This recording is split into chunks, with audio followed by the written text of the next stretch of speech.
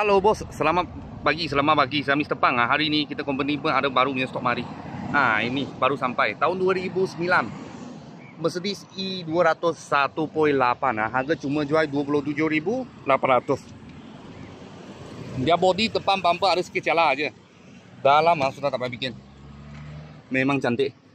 Mileage dia baru 114.000 sahaja. Okey, semua cantik. Tadi saya sudah start. Lepas tu aircon sejuk, enjin gearbox tak ada masalah.